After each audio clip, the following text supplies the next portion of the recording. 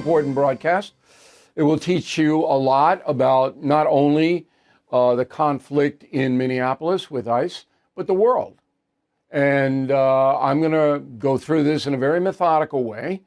We always want your feedback. Bill@BillO'Reilly.com, Bill@BillO'Reilly.com. Now, as you know, our mantra is people believe what they want to believe. And that's about 90% of the population, the human population. So, you know, facts, not a lot of facts matter. It's all emotion. They believe what they want to believe. So within minutes of this terrible shooting in Minneapolis, people were forming sides. All right. The left, which does not want immigration enforcement, they were demonizing ICE, and the right, which does want the federal government to control illegal immigration, was demonizing the left and some, but not too many, the actual victim herself, who was a leftist. Okay. Now, I'm going to go right through this in the talking points memo. So obviously, up top, anybody celebrating the death of another human being needs to see a psychiatrist. So let's get that out of the way. Virtue signaling, whatever you want to label it, nobody should be dead. And it didn't have to happen. And it happened because of bad decision making. That's why this woman is dead. Her name is Renee Nicole Good. All right, she's the mother of 3 children, including a 6-year-old son. She's a lesbian. She lives with a female partner. Why does that matter? Because it's not clear now where the younger boy will wind up, and I'm very concerned about him. 15-year-old daughter, 12-year-old son, they live with their father. Okay? So we're always very concerned about children in situations like this. Now, her mother, Ms. Good's mother, says she was not an activist, but she was. She's a very ardent liberal, and my sources in both Colorado, where she lived, and in Minnesota, she wasn't a bomb-throwing Antifa, but she was emotionally involved in left-wing causes. So the first bad decision which led to her death was she should not have been interrupting a federal investigation, which she was. And she had parked her car to try to impede federal agents. That is a terrible decision, particularly when you have 3 children. Now, I'm not blaming her for her death. I'm not doing any of that. I'm just saying that bad decisions lead to bad outcomes. Okay? There's no reason on earth why that woman should have put herself in that kind of jeopardy. And if you watching me tonight anywhere in the world do the same thing, you're likely to get hurt and you may die. You do not impede authorities on the job. Anywhere, anytime. You do not do that. That's not protest. Now, right after the woman was killed, you had this unbelievable far-left garbage saying that she was a legal observer or some kind of crazy stuff. She was not. She was breaking the law. That's obstruction of justice, what she did. All right? Now, the most important thing that I have said so far in this whole reportage, I repeated last night on Cuomo. Roll the tape. Well, number one, I'm not going to second guess a law officer. That's cheap, and I'm not going to do it. All right, I wasn't there, and anybody doing that should reevaluate. Number 2, this is a story about bad decisions. And in your life, in everybody's life, if you make a number of bad decisions, you're going to pay the price. Okay, so I do not think it is fair for anybody to condemn that officer who shot Ms. Good. What you would need to make a decision on that is enhanced videotape. As you sit in a room, it would go frame by frame from every angle. And then you would need to hear the agent himself testify what his state of mind was. These are split-second decisions. It really angers me. I'll tell you what, you see these people on television do this? I really think it's so immoral, but I'm not doing it. Okay? I am not doing it. I have been in situations, life, death, guns involved. Okay? I know the adrenaline flow. I am not going to pass judgment on that man. Not. And I didn't pass judgment on Ms. Good either. I just said it was a bad decision for her to be in a car impeding a federal investigation, blocking it. Now, the bad decision making goes back to Joe Biden. That's where it goes. That is the genesis of this story. So you allow millions of people unsupervised to come into the United States, you're going to have a criminal element come in, and they're going to kill people, which they have. And therefore, your decision-making, Mr. Biden, has led to death and destruction, and has led to now President Trump having to correct your terrible decision by employing federal authorities to arrest and deport criminal aliens and others who are not in this country illegally. Remember, they all have to have a warrant. But the ICE is not making that decision on the street. They're going after criminal aliens, okay? And if there are other non-criminal aliens with them, they get swept up. That all goes back to Joe Biden. That bad decision that he made, probably the worst presidential decision of all time, has led to this woman's death yesterday. In addition, the people who run states like California, Illinois, Minneapolis, Minnesota, Massachusetts, and others made a decision not to obey federal law. We are not going to obey federal law. This is rebellion. That's what it is. It's like what South Carolina and other southern states did in the 1850s. We are going to rebel against the federal government. There is an immigration law. We are not going to uphold it. And Minnesota is perhaps the worst, because they won't even cooperate when criminal migrants are involved. That decision-making on the part of Governor Walz and Mayor Jacob Frey in Minneapolis did contribute to the death of Ms. Good, because those two men incited Ms. Good. How did they do that? Well, listen to for yourself. Go. Donald Trump's modern-day Gestapo is scooping folks up off the streets. They're in unmarked vans, wearing masks, being shipped off to foreign torture dungeons. No chance to mount a defense, not even a chance to kiss a loved one goodbye, just grabbed up by masked agents, shoved into those vans, and disappeared. To ICE, get the f*** out of Minneapolis. We do not want you here. Your stated reason for being in this city is to create some kind of safety, and you are doing exactly the opposite. People are being hurt. Families are being ripped apart. You know, very early on in President Trump's first term, I discussed this with him, and I said, look, you have a case that you can make against these sanctuary states. The Justice Department can sue them for big money. And that's what should have happened. It did not. It didn't happen. But there's no question that Walz and Frey are inciting, all right, actions against the federal government. Of course they are. You can't deny that. Who could deny that? And this poor woman is caught up in that hysteria. Now on to the Trump administration. When you have a $9 billion fraud perpetrated by a number of illegal migrants from Somalia, when $9 billion is stolen from the American taxpayer, you have an obligation to send Homeland Security agents to the site where the $9 billion fraud took place. That's not an option. That's an obligation. Now, Walz and Frey, they don't care about the $9 billion. They looked the other way. They had to know. They had to know. And they allowed it.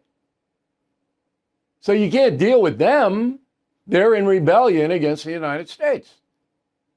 So President Trump orders 2,000 ICE into Minneapolis to not only round up criminal aliens, and these Somalis who participated in this fraud are criminal aliens, but to impose a kind of order in Minneapolis, which is lacking. Though, if you want to make an equivalency, you can't, because the President of the United States, it could be anybody, there's an obligation to stop a $9 billion fraud. Expose it, prosecute it. Then you have unbelievable media, and I'm not going to get into that today, who, again, they follow the pack, and the pack hates Trump. So the bad decision making is, we're not going to try to find out what happened. We're just going to condemn Trump and everything he does. Then you have a de-escalation order. Now remember, every police agency in the country, local, state, and feds, the agency teaches to de-escalate any kind of potential life-threatening situation. That's a fact. Though you people who are on the side, if you want to use that phraseology, of the police, have to know that. The ICE agents in this case did not de-escalate.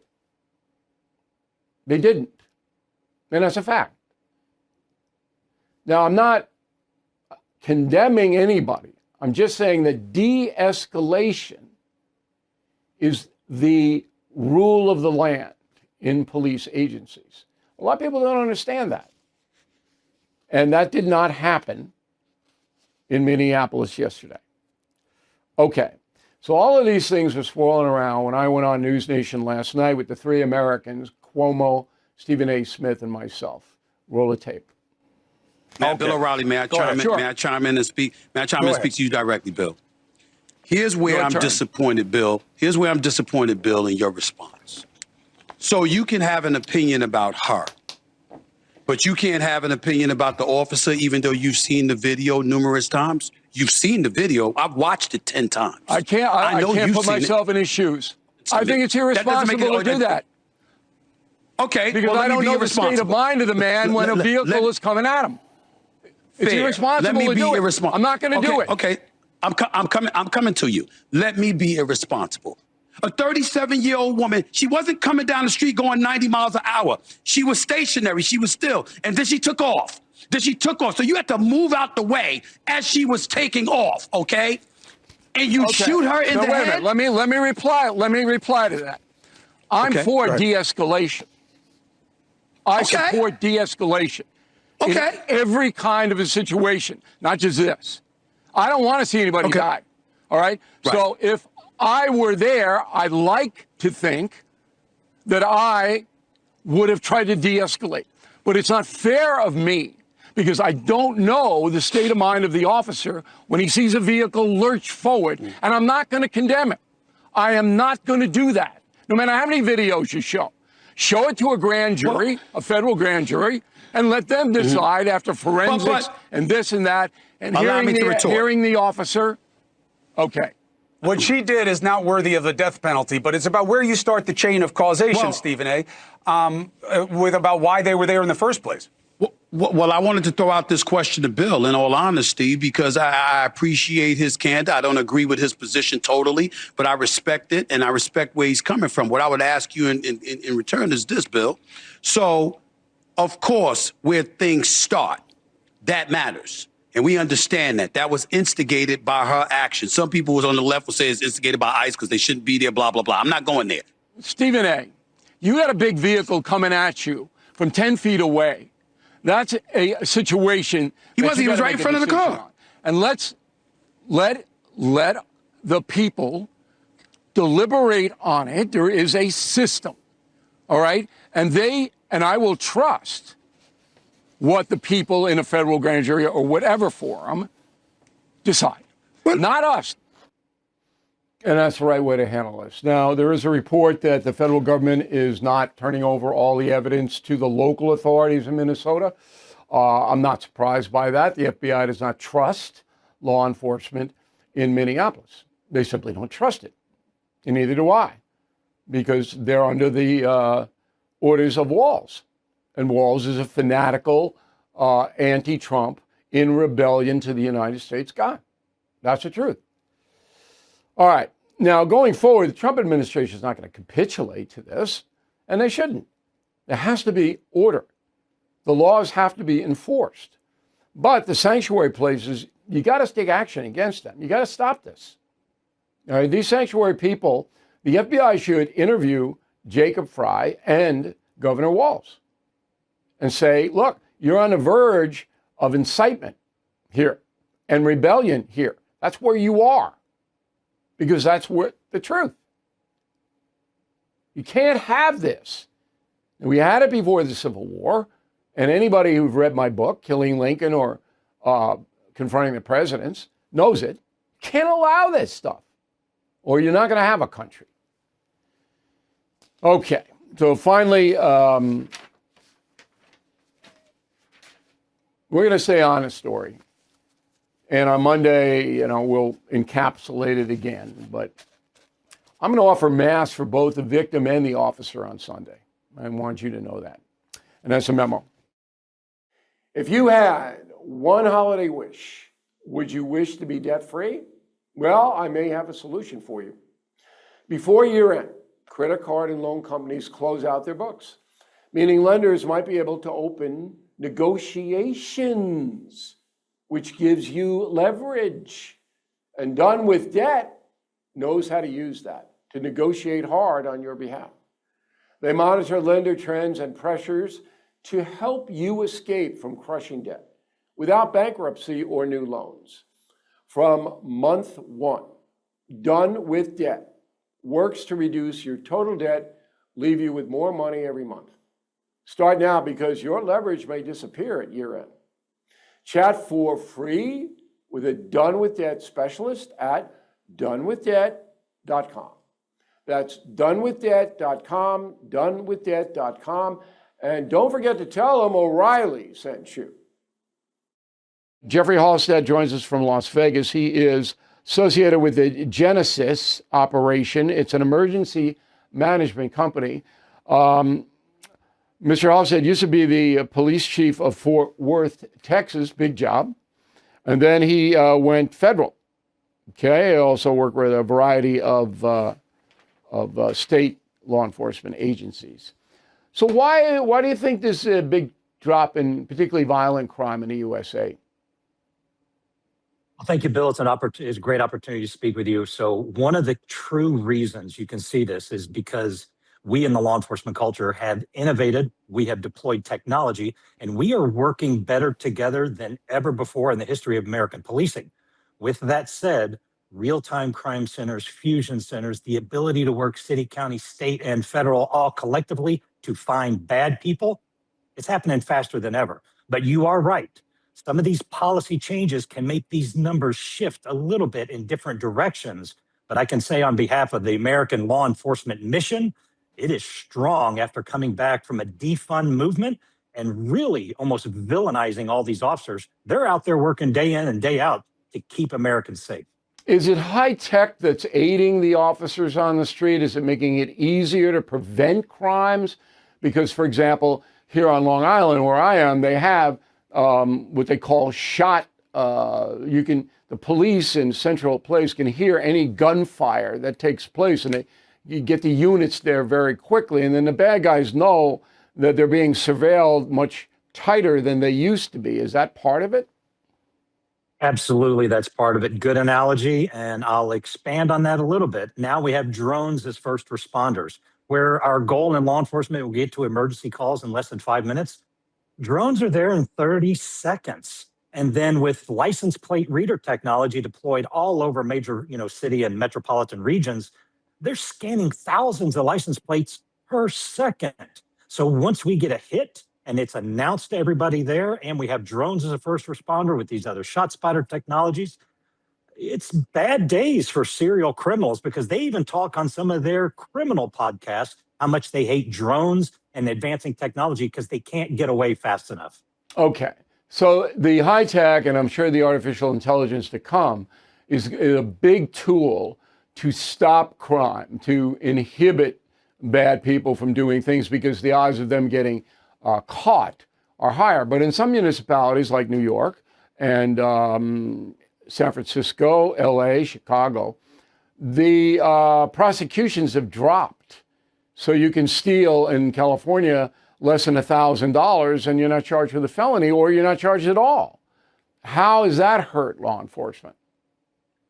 Well, it's challenged us because now we are building some public-private partnership with a lot of retail associations, a lot of task forces, and even and building stronger relationship with these elected officials, county attorney and district attorneys. It does strengthen our capacity to get cases prosecuted. But what we do now is we go after serial offenders where a volume of offenses are lumped together, and with strong relationships in the prosecutorial environment, these cases are being seen now, and these much more serial offenders, they're being taken off the streets within the hour. So, I applaud the men and women, both in the retail association, private security, working with us and then leveraging that strengthened relationships back to our elected officials. The system is better today than it was 5 years ago, and the technology is giving it faster going forward. All right, final question though. You were in Fort Worth as a police chief, okay? Now, Fort Worth has always been a conservative place.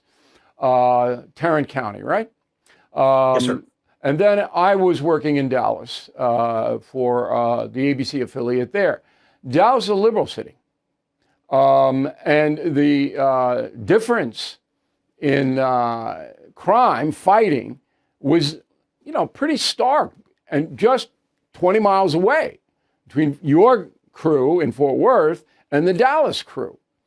How much of that do you feel is going on around the country? That it depends where you are, how far you are protected. On the onset, if you just look at the surface, what you said is exactly true. 28 miles apart, Dallas and Fort Worth are starkly different. However, the brotherhood and sisterhood of the law enforcement mission is stronger than ever. We really never ever bring in politics in any of our decision-making, task force operations, or the people that we need to go get.